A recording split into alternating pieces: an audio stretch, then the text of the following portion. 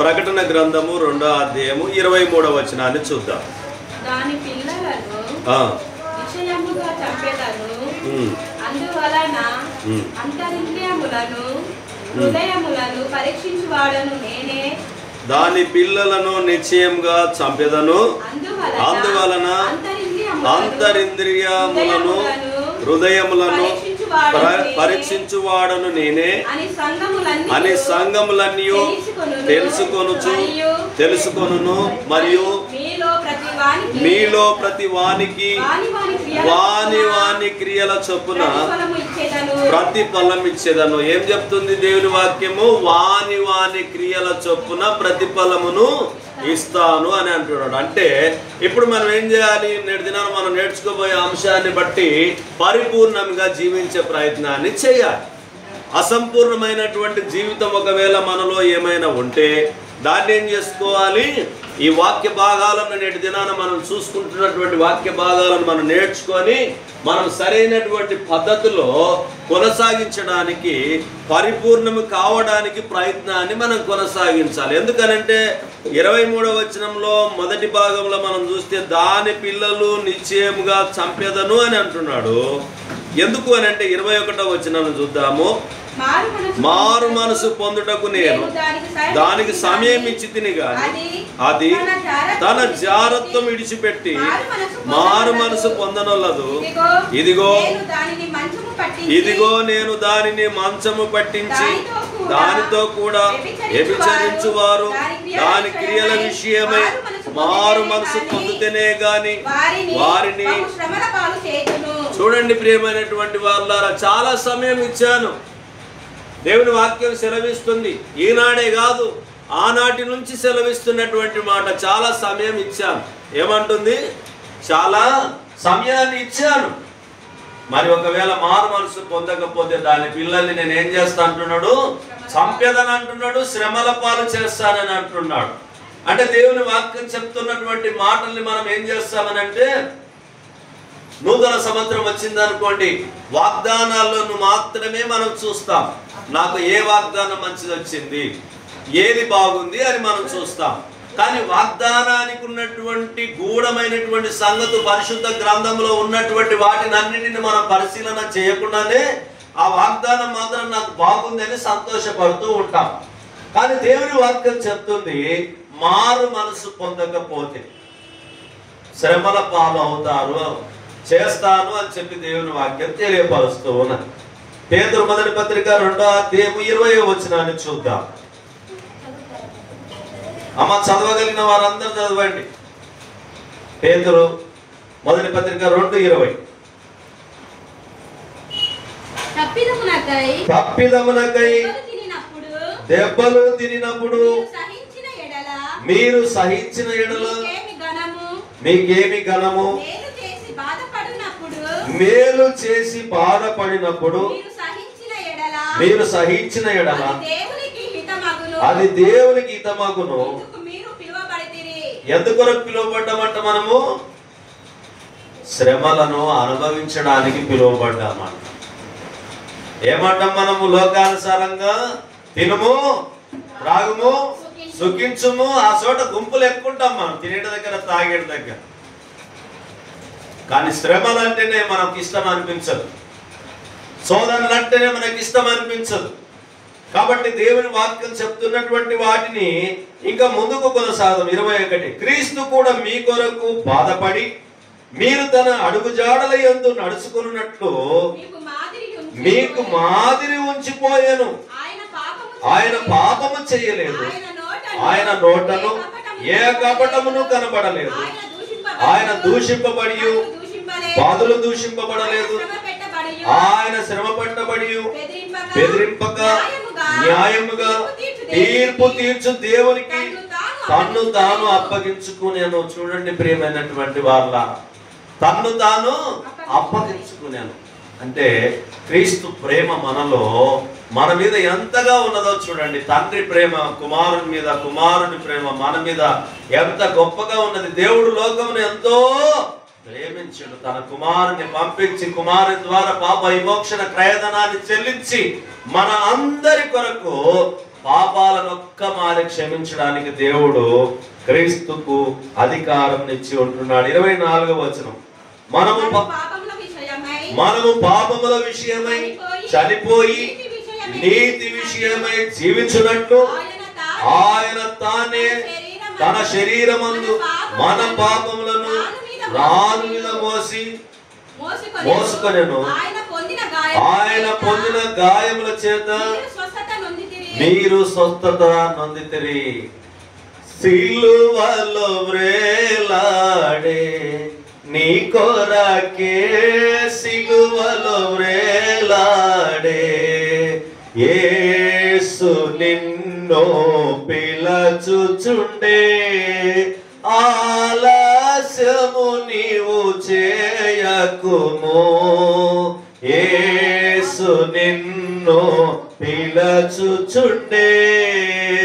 మన పాపములన్నీ కూడా ఆయన ఏం చేసిండు? తన మ్రానును తన భుజముల మీద మోసి ఉంటున్నాడు. కాబట్టి ప్రియమైనటువంటి వారలారా, ఎవరైనా లోకంలో కొంత హెల్ప్ చేస్తే మనం ఏం చేస్తాం? వారిని బాగా గుర్తుపెట్టుకొని కలిసినప్పుడల్లా వందనాలు చెప్తాం, కలిసినప్పుడల్లా పలకరిస్తాం. వారంటే చాలా అభిమానం, విపరీతమైనటువంటి ప్రేమను చూపిస్తుంటాం. మంచిదే, కృతజ్ఞత కలిగి ఉండడం మంచిదే. ఆయన చేసిన ఉపకారములలో దేనిని కూడా మరవకుండా ఉండడం చాలా ఉత్తమమైనదే. కానీ దేవుడు చేసిన మేలును మరవకుండా ఉండడం కూడా చాలా ఉత్తమమైనది. ఎందుకనంటే దేవుడు మన పాపముల నుంచి విడుదల కలిగించడానికి, మనం పరిపూర్ణంగా కావడానికి క్రీస్తు యొక్క పనిని పూర్తి చేసి ఉంటూ ఉన్నాడు. ఇంకా మనం పాపంలోనే ఉంటే పరిపూర్ణం అవుతామా, అసంపూర్ణం అవుతామా? అలా కాకూడదని చెప్పే మానవాళి అందరి కొరకు, విడుదల కొరకు ఆయన సిలువ మ్రాను మీద తన ప్రాణాన్ని అర్పించాడు. ముళ్ళ కిరీటాన్ని ధరింపజేసుకున్నాడు. అలాగునే మేకులతో కాళ్ళకు చేతులకు శీలలు కొట్టి ఉన్నారు. మరి అక్కడ ఉన్నటువంటి వారు ఏడుస్తే యేసు ప్రభు వారు అన్నమాట ఏమిటి? తండ్రి, వీరేం చేయించున్నారో మీరు ఎరుగరు కనుక వీరిని క్షమించండి. అమ్మా, నీవు నా కొరకు ఏడవకండి, మీ కొరకు, మీ పిల్లల కొరకు ఏడవండి. అంటే 3 రోజుల్లో లేస్తాననేటటువంటి నమ్మకం, నా పరలోకపు తండ్రి నన్ను లేపుతాడనేటటువంటి నమ్మకం, ఆయన పరిపూర్ణమైనటువంటి పనిని పూర్తి చేయడానికి నిశ్చయత కలిగి తండ్రి చిత్తాన్ని నెరవేర్చడానికి యేసుక్రీస్తు ప్రభు వారి లోకానికి వచ్చి పరిపూర్ణుడిగా ఉండి పరిపూర్ణమైన పనిని పూర్తి చేసి ఉంటున్నాడు. తీతు పత్రిక 1:4 వచనాన్ని చూద్దాం.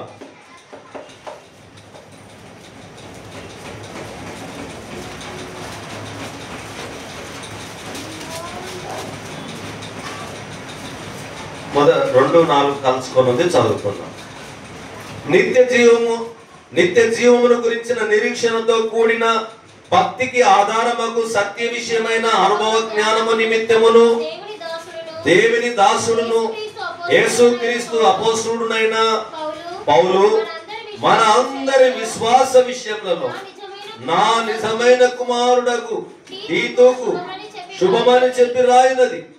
ఆ నిత్య జీవమును అబద్ధమాడనేరని దేవుడు అనాది కాలమందే వాగ్దానం చేశాను గాని ఇప్పుడు మన రక్షకుడైన దేవుని ఆజ్ఞ ప్రకారము నాకు అప్పగింపబడిన సువార్త ప్రకటన వలన తన వాక్యమును యుక్త కాలముల యందు బయలుపరచెను. తండ్రి అయిన దేవుని నుండి మన రక్షకుడైన యేసుక్రీస్తు నుండి కృపయు కనికరమును సమాధానమును నీకు కలుగును గాక. ఎందుకనంటే దేవుని యొక్క బాధ్యత, తండ్రి అయిన దేవుని యొక్క బాధ్యత కుమారుని ద్వారా నెరవేర్చుకున్నాడు. ఆ నిత్య జీవము అబద్ధమాడనేరని దేవుడు అనాది కాలం అంతే వాగ్దానము చేశాడు. మరి నీ కొరకు నా కొరకు ఎలా శ్రమలు అనుభవించాడు? మనము ఎవరి కొరకైనా అనుభవిస్తామా శ్రమలు? సొంత అన్న అప్పుల పాలు అయ్యుండు అని అంటే తమ్మునిగా నేను ఏమైనా తీసుకొని ఇవ్వగలనా? సొంత చెల్లి అక్క ఏదైనా బాధలో ఉంది అని అంటే ఎంత ఇవ్వగలుగుతాం? అంత ఇవ్వగలుగుతాం, కానీ అంతకన్నా మించి ఏమైనా ఇవ్వగలమా? ఎలా మరువగలనయ్యా నీ ప్రేమను, ఎలా విడువగలనయ్యా నీ సేవను, ఎలా మరువగలనయ్యా నీ ప్రేమను, ప్రేమను ఎలా ఇడువగలనయ్యా నీ సేవను. యేసయ్యా యేసయ్యా యేసయ్యా యేసయ్యా యేసయ్యా యేసయ్యా. ఆయన ప్రేమ చాలా గొప్పగా ఉంటున్నది మన పట్ల. మనమేమో లోకంలో ఉన్న వాళ్ళ మీద ప్రేమ చూపిస్తాం, కానీ దేవుని పనిలో, దేవుని పరితనంలో, దేవుని గొప్పతనంలో, దేవుని ఉన్నతమైనటువంటి సంకల్పన కొరకు మనం ప్రయత్నము పరిపూర్ణంగా కావాలనేటటువంటి ఆలోచన మనం కలిగి ఉండడంలో విఫలం అవుతూ ఉంటాం. ఏ భేదమును లేదు, అందరూ పాపము చేసి దేవుడు అనుగ్రహించి మహిమను పొందలేకపోతున్నారు అన్నట్టుగా మానవాళి మన జీవితములను విడుదల కలిగించినటువంటి క్రీస్తునందు నిత్య జీవమున్నదనేటటువంటిది గ్రహించలేక ఎటెటో తిరుగుతూ ఉంటాం, ఏమేమో చేస్తూ ఉంటాం, ఏమేమో మాట్లాడుతూ ఉంటాం. కాబట్టి ప్రియమైనటువంటి సహోదరి సహోదరులారా, దేవుని వాక్యం అందు పరిపూర్ణులు కావాలని దేవుని యొక్క ప్రణాళిక అయి ఉన్నది. యాకోబు పత్రిక 5వ అధ్యాయం 16వ వచనం, మీ పాపములను ఒకరితోనొకడు ఒప్పుకొనుడి, ఒకరి కొరకు ఒకరు ప్రార్థన చేయుడి, నీతిమంతుని విజ్ఞాపన మనపూర్వకమైనదై బహు బలము గలదై ఉండును. ఒకరితో ఒకరు ఏం చేయాలంటమ్మా? పాపాలను ఏం చేయాలి? ఒప్పుకో. ఒకరి కొరకు ఒకరు ఏం చేయాలి? ప్రార్థన చేయాలి. నిజంగా పాపాలను ఒప్పుకుంటామా ఒకరితో ఒకరము? అయ్యో ఈ జ్యోతిమ్మకు నా సంగతి తెలిస్తే మన బట్ట బయలు అవుతుంది కానీ ఏమని చెప్పమ్మా. అయ్యో ఈ షర్మిలమ్మ ముందర నేను కానీ నా విషయాలు చెప్పుకుంటే మరి ఎట్లనే నా బతుకు అని అనుకుంటా. అయ్యో ఈ యోహానయ్య ముందర చెప్తే ఎట్లా, ఈ ప్రేమ్ సార్ ముందర చెప్తే ఎట్లా, వీళ్ళ ముందర చెప్తే ఎట్లా, వాళ్ళ ముందర చెప్తే ఎట్లా, నా బతుకు బండారం అవుతుందేమో, బయటపడుతుందేమో అని అనుకుంటా.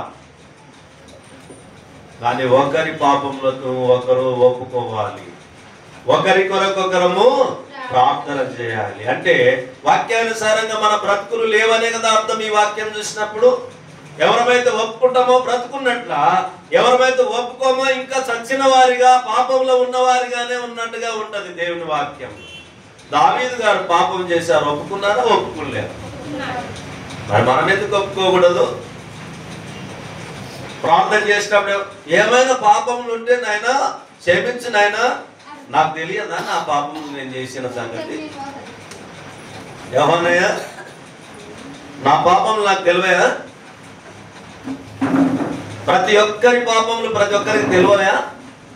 తెలుస్తాయి. ప్రార్థించేటప్పుడు అవును నాయనా నేను ఘోర పాపిని నాయనా, ఫలానా పాపం చేశాను నాయనా, నన్ను క్షమించు నాయనా అని చెప్పి కోరుకుంటామా? కోరుకోము. అట్లా ప్రార్థన చేస్తే సంఘంకంతా తెచ్చిపోతుందేమో నా పాపములు అని చెప్పి అనుకుంటాం. ఒకరితో ఒకరం ఒప్పుకోవడం కానీ చెప్పుకోవడం కానీ ఇవన్నీ జరగవు. వాక్యానుసారంగా విరోధంగా మనం ఉంటూ ఉన్నాం. అందుకొరకే పరిపూర్ణులుగా మీరు ఉండాలని దేవుడు కోరుకుంటున్నాడు. ఎన్ని రోజులు ఈ లోకంలో మనం బ్రతుకుతామో తెలియదు, కానీ పరిపూర్ణమైన జీవితాన్ని దేవుడు ఇష్టపడుతూ ఉంటున్నాడు. సూటిగా మీతోనే మాట్లాడుతుంది, నాతో కూడా మాట్లాడుతుంది. ఎవరం ఇందులో గొప్ప వాళ్ళం కాము, ఎవరం ఇందులో తక్కువ వాళ్ళము కాము. అందరము దేవుడు అనుగ్రహించిన గర్భ ఫలాలమై ఉంటూ ఉన్నాం.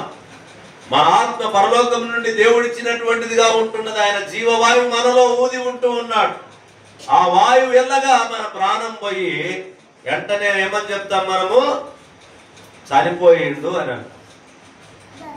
కాబట్టి ప్రియులారా, పరిపూర్ణులం కాకుండా ఈ లోకాన్ని వదిలిపెట్టద్దు. పరిపూర్ణులుగా అయ్యే మనం లోకాన్ని వదిలిపెట్టాలి. అంటే ఎప్పుడు వదలాలి? నేడే రక్షణ దినం. రేపటి కొరకు వాయిదాలు వేయడానికి లేదు. నేడే రక్షణ. ఏనాటికి ఆనాటికి చాలునన్నాడు దేవుని వాక్యం సెలవిచ్చుకుంది. కాబట్టి ఎప్పటి తప్పు ఎవరి పట్ల అయినా నేను పొరపాటు చేస్తే అయ్యా నన్ను క్షమించు, నేను పొరపాటు చేశాను, అమ్మా నన్ను క్షమించు అని చెప్పి ఒకరి కొరకు ఒకరిని ఎప్పుడైతే మనం ప్రార్థన చేయగలుగుతామో, ఎప్పుడైతే మనస్ఫూర్తిగా హార్ట్ఫుల్ గా మనం ఉంటామో, దేవుడు యథార్థంగా ప్రవర్తించు వారికి ఆయన ఏ మేలు చేయక మానడు. కాబట్టి ఆయన పరిపూర్ణుడు. కాబట్టి పరిపూర్ణముగా మనం కూడా ఉండాలని దేవుడు కోరుకుంటున్నాడు. ఎఫెసీయులకు రాసిన పత్రిక 1వ అధ్యాయం 13వ వచనాన్ని చూద్దాం. మీరును మీరును సత్యవాక్యమును అనగా ఈ రక్షణ సువార్తను విని క్రీస్తునందు విశ్వాసముంచి వాగ్దానము చేయబడిన దేని చేత ముద్రింపబడి ఉన్నాం? మనము వాగ్దానము చేయబడిన ఆత్మ చేత ముద్రింపబడి ఉన్నాం.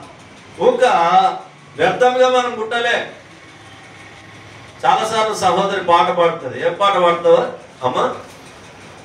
మానవుడా కారణ జన్ముడా నీ జన్మకు కారణముంది. మానవుని జన్మకు ఒక కారణం ఉంది. ఏమిటి ఆ కారణము? నేను పాపినని ఒప్పుకోవడం, నేను మారు మనసు పొందాలని యేసు ప్రభు అని ఒప్పుకోవడము, బాప్తిస్మం పొందడము, మరణం వరకు నమ్మకంగా ఉండడము దేవుని యొక్క ప్రణాళిక అయి ఉంటున్నది. దాన్ని విడిచి తిరుగుతూ ఉన్నటువంటి వారికి అందరికి దేవుని వాక్యం సెలవిస్తుంది ఏమిటంటే అసంపూర్ణంగా నీ ఉండొద్దు, పరిపూర్ణంగా నీ మారాలని చెప్పి దేవుని వాక్యం తెలియపరుస్తుంది. రోమీయులకు రాసిన పత్రిక 12వ అధ్యాయం 1వ వచనాన్ని చూద్దాం.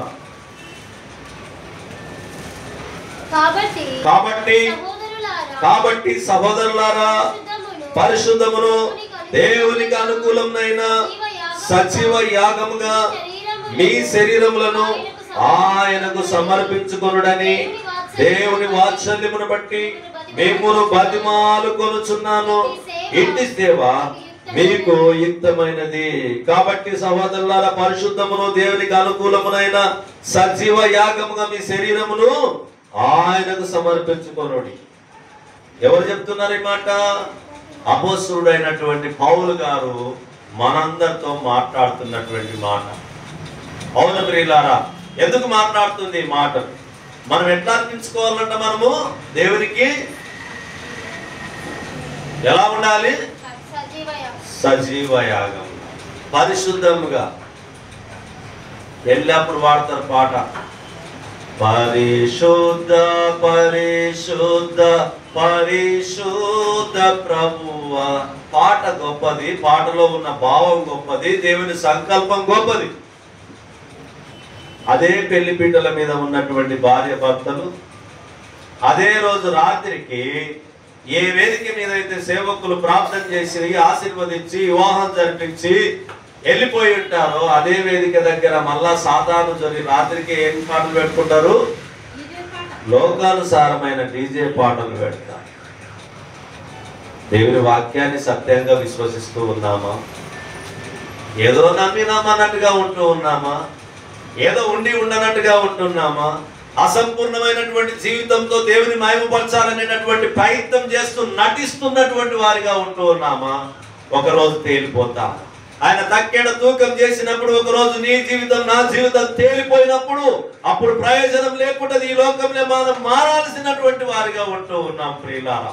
కాబట్టి మార్పు చెందేవారిగా, మారు మనసు పొందేవారిగా, పరిపూర్ణులు అవునట్లు మనం ముందుకు కొనసాగాలి. మార్పు చెందవా, మార్పు చెందవా, నీ బ్రతుకును మార్చుకోవా. అనుకూల సమయం ఇది అని ఎరిగి మారు మనసును పొందవా. ఎన్నాళ్ళు నీ లోకంలో జీవించినా మారు మనసు పొందకపోతే దేవునికి ఇష్టడవు కావు. ఎన్నాళ్ళు మనం ఈ లోకంలో జీవించినా సత్యానికి దూరంగా ఉంటే దేవునికి వ్యతిరేకులుగా ఉంటాము. ఆయన ఏమైనా చేయగలుగుతాడు, ఏ తీర్పైనా ఇయ్యగలుగుతాడు, ఎవరి మీద ఆయన ఏ తీర్పైనా ఆయన ఇయ్యగలుగుతాడు. అంతరంగ సౌందర్యాన్ని దేవుడు ఇష్టపడేవాడుగా ఉంటూ ఉన్నాడు. 8వ అధ్యాయం రోమీయులకు రాసిన పత్రిక 11వ వచనాన్ని చూద్దాం. మృతులలో నుండి యేసును లేపిన వాని ఆత్మ మీలో నివసించిన ఎడల మృతులలో నుండి క్రీస్తు యేసును లేపినవాడు చావునకు లోనైన మీ శరీరములను కూడా మీలో నివసించుచున్న తన ఆత్మ ద్వారా జీవింపజేయును. ఆత్మ ద్వారా జీవింపజేయును. కాబట్టి మృతులలో నుండి యేసును లేపిన వాని ఆత్మ మీలో నివసించిన ఎడల మృతులలో నుండి క్రీస్తు యేసును లేపిన వాడు చావునకు లోనైన మీ శరీరములను కూడా మీలో నివసించున్న తన ఆత్మ ద్వారా జీవింపజేయుచున్నాడు. కాబట్టి దేవుని ఆత్మ మనలో ఉంది. ఈ ఆత్మను అపవిత్రపరచుకోకుండా, ఈ ఆత్మను అభద్ర భావంలో ముంచివేయకుండా, ఈ ఆత్మను పరిశుద్ధంగా సజీవంగా దేవునికి అప్పజెప్పే వరకు కాపాడుకోవాలి. ఎక్కడ మనం పరిశుద్ధతను కోల్పోతామో, ఎక్కడ మనం పాపంలో పడిపోతామో అని చెప్పి భయపడుతూ దేవునికి లోబడుతూ విధేయత కలిగి ముందుకు కొనసాగేటటువంటి కుమారులుగా కుమార్తెలుగా ఉండాలి. మరి పాటలు పాడినంత సున్యాసం కాదు బ్రతకడం. పాటలు ఎన్నైనా పాడతాం. సజీవయాగముగా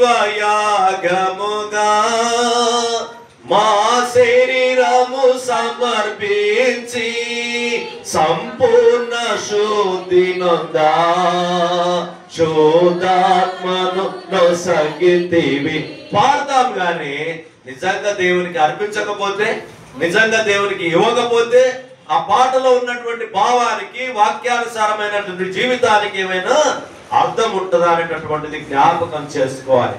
ఎక్కడైతే మనం పడిపోతున్నామో, ఎక్కడైతే అసంపూర్ణంగా ఉంటున్నామో, పరిపూర్ణత సంపాదించుకోవడానికి ఈ ప్రయత్నంలో మనం ముందుకు కొనసాగే వారిగా ఉండాలి. రోమిలకు రాసిన పత్రిక 6వ అధ్యాయము 12 నుంచి 22 వచనాల వరకు చూద్దాం ప్రియులారా. కాబట్టి శరీర దురాశలకు లోబడనట్లుగా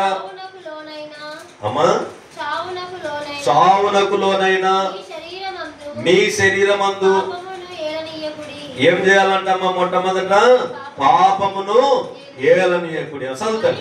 మరియు మీ అవయములను దుర్నీతి సాధనములుగా పాపమునకు అప్పగింపకుడి. అయితే మృతులలో నుండి సజీవులం అనుకొని మిమ్మును మీరే దేవునికి అప్పగించుకొనుడి. మీ అవయములను నీతి సాధనములుగా దేవునికి అప్పగించుకోండి. ఏం చేయాలంటమ్మా? పాపమునకు అప్పగింపకుడి, అలాగునే నీతి సాధనములుగా దేవునికి అప్పగించుడి. చదువుతాను. మీరు కృపకే గాని ధర్మశాస్త్రమునకు లోనైన వారు కారు గనక పాపం మీ మీద ప్రభుత్వము చేయదు. ఏం చేయదంటమ్మా? పాపము మన మీద ప్రభుత్వము చెయ్యదు. మన మీద పాపము ప్రభుత్వం చేయదంటే అధికారం చెలాయించదు అని చెప్పి దేవుని వాక్యం తెలియపరుస్తుంది. ఎవరు చేస్తారు ప్రభుత్వము? నీతి సాధనములలో ఉన్నటువంటి యేసు క్రీస్తు ప్రభువారి యొక్క ఉన్నతమైనటువంటి పరిపూర్ణత నుంచి మనము ముందుకు కొనసాగుతాం తప్ప పాపం అనేటటువంటిది మనల్ని ప్రభుత్వము చేయదు. ఉదాహరణకు ఏబు గారి జీవితాన్ని మనం ఆలోచన చేసినప్పుడు, ఏబు గారిని ఏమైనా అది ఆర్థికంగా కోల్పోవడానికి నష్టం చేసింది, కానీ ప్రాణానికి నష్టం అయితే ఏబును ఏమీ చెయ్యలేకపోయింది. చేసిందమ్మా? ఏమయ్యా? చేయలే. ప్రభుత్వం చేయదంతే. దేవుని అధికారానికి లోపడాల్సిందే. ముందే చెప్పాడు దేవాది దేవుడు. ఏం చెప్పాడు? శరీరానికి నీకు అప్పచెప్తున్నా కానీ ఆత్మను ముట్టవద్దు, ప్రాణాన్ని ముట్టవద్దని చెప్పి దేవుడు సెలవిచ్చి ఉంటున్నాడు.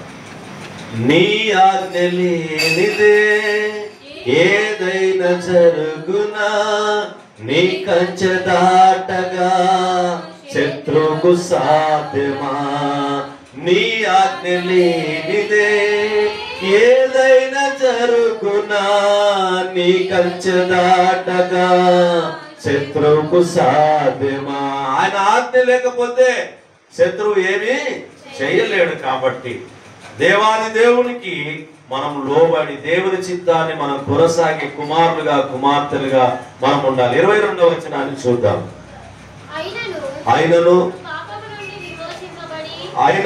పాపము నుండి విమోచింపబడి దేవునికి దాసులైనందున పరిశుద్ధత కలుగుటయే మీకు ఫలం, దాని అంతము నిత్య జీవం. పరిశుద్ధంగా మనం జీవించాలని, పరిపూర్ణంగా మనం జీవించాలని దేవాది దేవుడు వాక్యంలో మనకు రాసి ఉంచి పెట్టి ఉంటూ ఉన్నాడు. ప్రియులారా, మత్తయి సువార్త 23వ అధ్యాయం 8 నుంచి 10 వచనాల వరకు.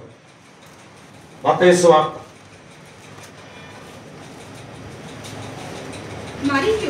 మరియు 23వ అధ్యాయము బోధకులను పిలువబడుటయు ఏమని పిలువకూడదంటమ్మా?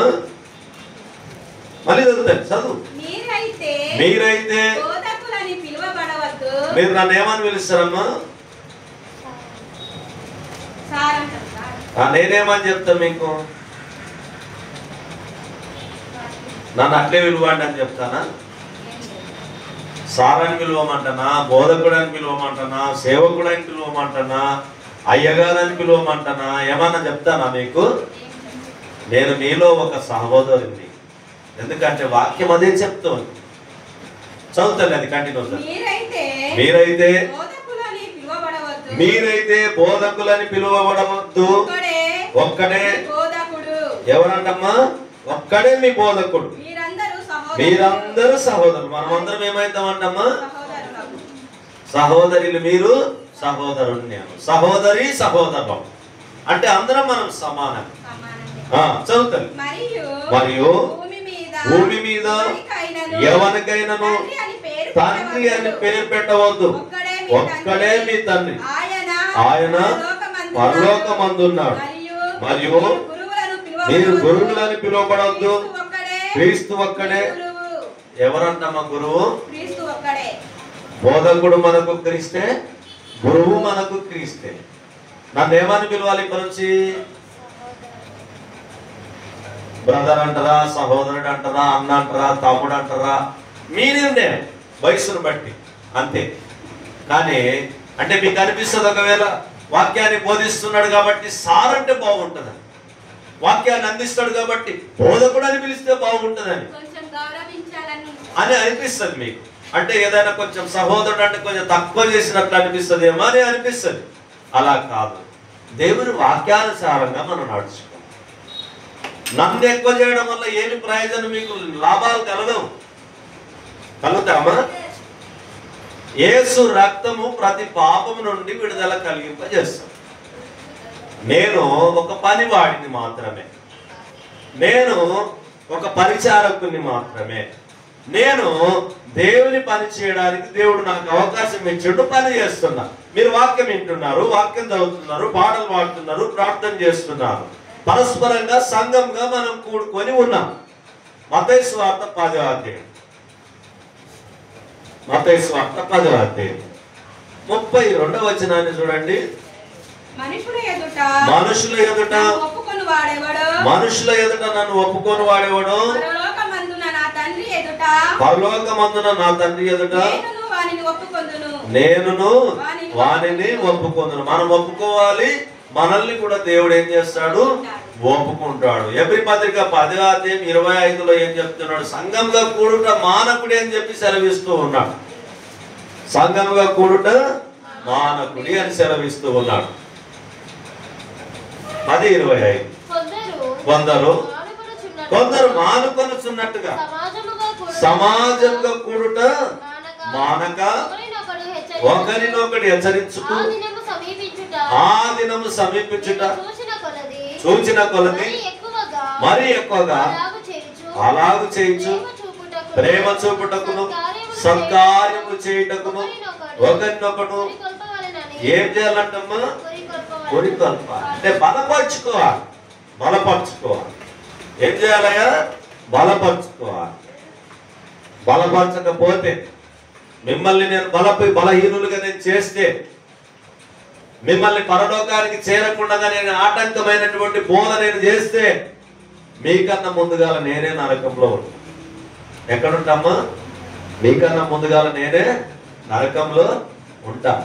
ఆ నరకం చాలా ప్రమాదకరంగా ఉంటుంది. ఎందుకు అని అంటే సత్యము మీకు దగ్గర పంచుకోవాలి, సత్యం మాత్రమే చెప్పాలి.